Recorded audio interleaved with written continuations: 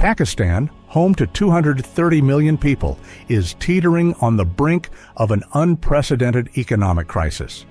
Once known for its resilience in the face of adversity, this South Asian nation now faces challenges so severe that experts fear a ripple effect across the global economy. How did a country with such potential, a key player in China's ambitious Belt and Road Initiative and a critical exporter of textiles and labor, fall into such disarray? And more importantly, what does this mean for the rest of the world? The story of Pakistan's economy is not just a local tragedy, it's a global wake-up call. Over the past year, devastating floods wiped out entire communities and caused over $30 billion in damages. At the same time, soaring fuel prices, a plummeting rupee, and mounting foreign debts have left the government scrambling to stay afloat.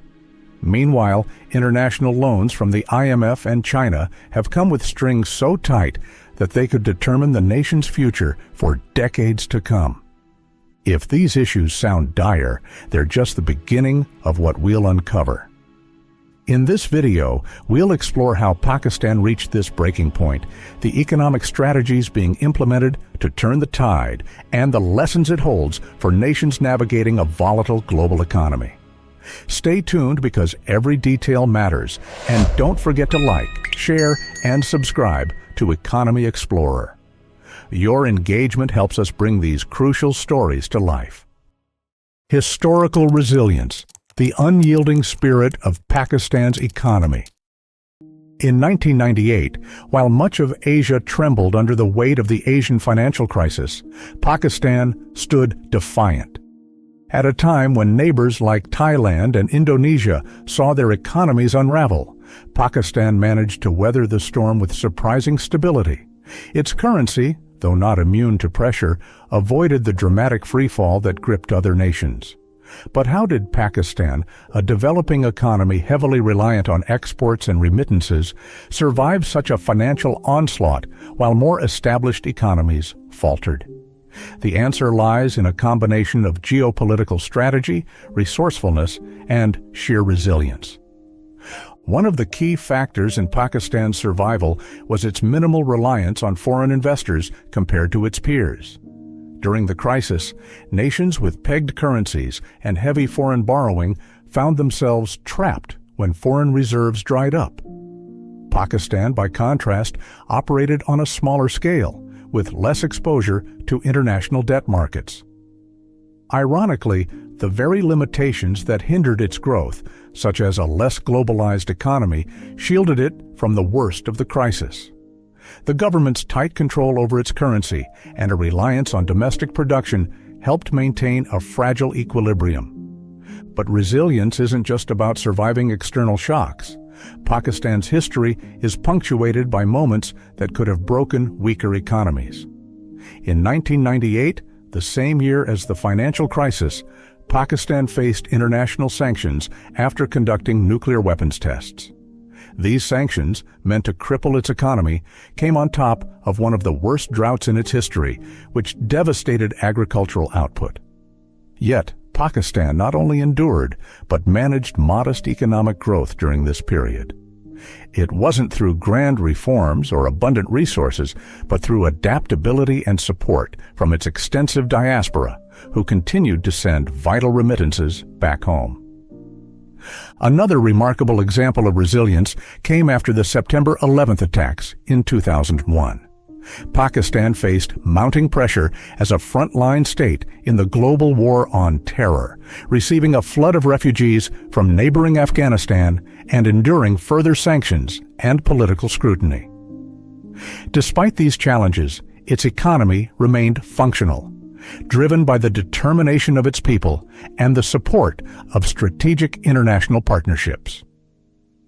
These years tested Pakistan's ability to adapt under extreme circumstances, revealing an economy that, while fragile, had an extraordinary capacity to bend without breaking. If Pakistan has shown one thing, it's that its economic resilience is deeply tied to its ability to face adversity head-on. But even the strongest systems have their limits.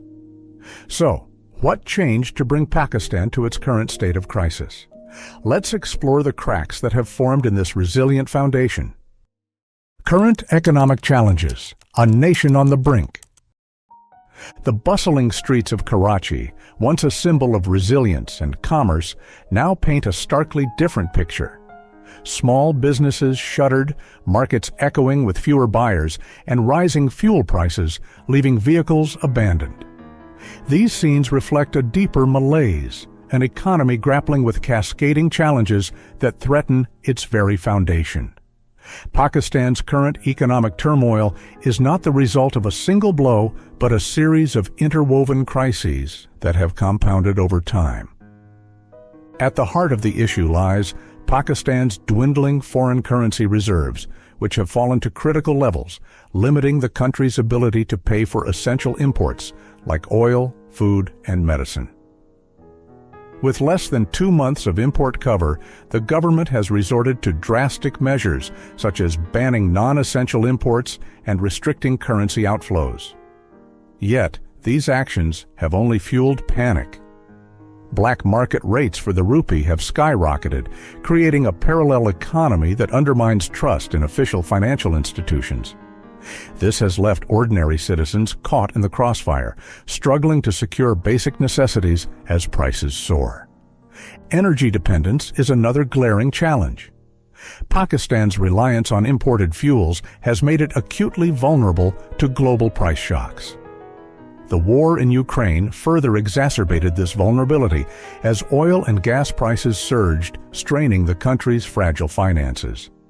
Compounding this are inefficiencies within Pakistan's energy infrastructure, including outdated power plants and an over-reliance on Chinese-built facilities.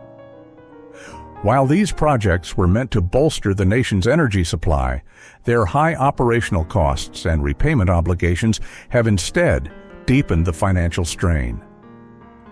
Natural disasters have dealt a devastating blow to an already fragile economy. The 2024 floods, among the worst in the nation's history, submerged large swaths of agricultural land, displacing millions and causing over $30 billion in damages. Agriculture, a critical sector that employs a large portion of Pakistan's population, has been particularly hard hit, leading to food shortages and skyrocketing prices. The ripple effects of these floods extend far beyond agriculture, disrupting supply chains and straining government resources already stretched thin. As if these issues weren't enough, external debt obligations loom ominously. Pakistan owes billions to international creditors, including the IMF and China, with repayment deadlines approaching fast. These debts come with strings attached, forcing the government to implement austerity measures that are deeply unpopular among its citizens. Cuts to subsidies on fuel and electricity have sparked protests, adding political instability to the mix. For the average Pakistani, this means higher living costs, frequent power outages, and dwindling hope for economic recovery. With each passing day, the challenges seem to mount. Yet, the question remains, can Pakistan navigate its way out of this storm? Or will these compounded crises mark a turning point in the nation's economic history? To answer that, we need to explore the strategies and solutions on the table. Let's dive into what's being done to stem the tide. Proposed solutions and global implications, navigating a path forward. In a crowded conference room in Islamabad, government officials sit across from representatives of the International Monetary Fund, IMF, hammering out the details of a $7 billion loan package. The stakes couldn't be higher. With foreign reserves critically low and debt repayments looming, these funds are not just lifelines, they're survival tools.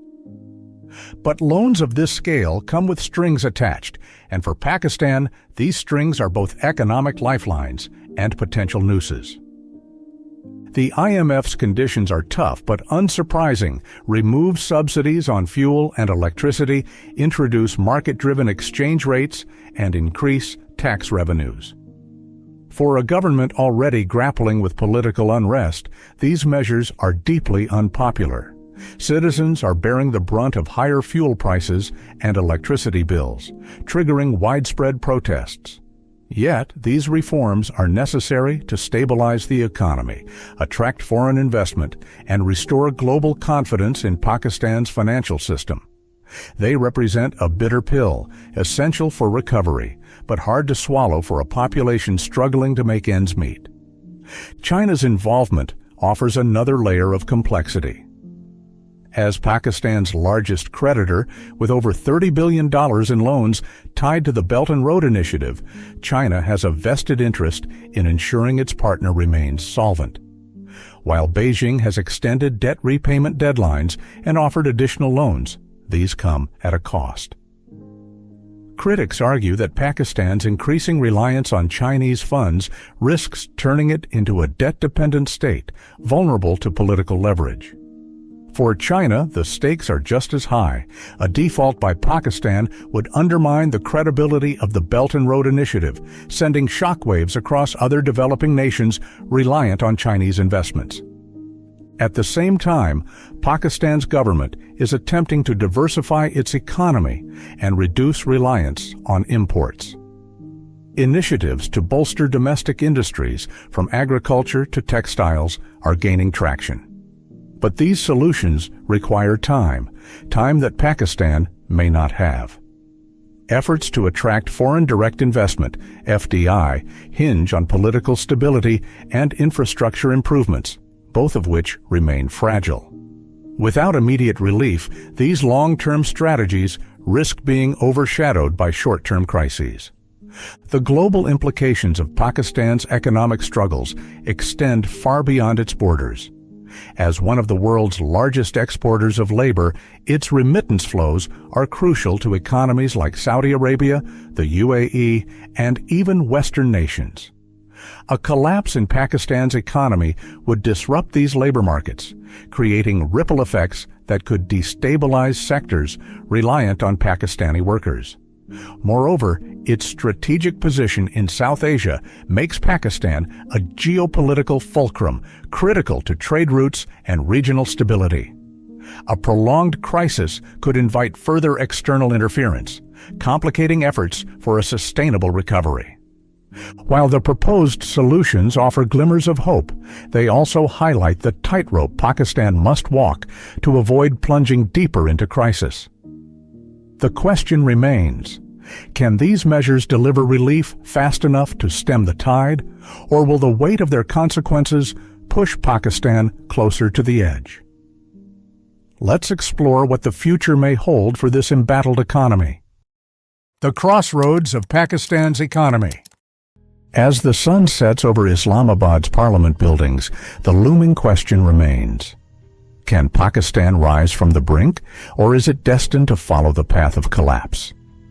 Throughout its history, Pakistan has demonstrated remarkable resilience, whether surviving economic sanctions, navigating geopolitical turbulence, or rebuilding after natural disasters. But today, the stakes are higher than ever, with a fragile global economy amplifying every misstep. The solutions on the table, IMF reforms, Chinese loans, and domestic initiatives, are ambitious yet fraught with risks. For the average Pakistani, these high-level decisions translate to immediate struggles, paying higher electricity bills, dealing with rolling blackouts, and watching the value of their savings erode. While international assistance provides a lifeline, it also demands sacrifices that could fuel social unrest and political instability. The balance between short-term pain and long-term recovery is razor-thin, leaving little room for error. But Pakistan's economy is more than numbers on a ledger. It's the story of millions striving to build a better future amidst extraordinary challenges. From the farmers whose fields were flooded to the overseas workers sending home every penny they can spare, these individuals embody a spirit of perseverance. The global implications of their struggles remind us that no nation operates in isolation. Whether through trade, labor, or geopolitical ties, Pakistan's fate is intertwined with the world's. As we close this chapter, the lessons are clear. Resilience can only carry a nation so far without structural change and responsible governance. The question isn't just whether Pakistan can recover, it's whether it can emerge stronger and more self-reliant than before. If history has taught us anything, it's that every crisis carries the seeds of opportunity. Thank you for being part of this journey with Economy Explorer. If you found value in today's video, please like, share, and subscribe. And don't stop here. Check out one of the videos on your screen to dive deeper into the forces shaping our global economy.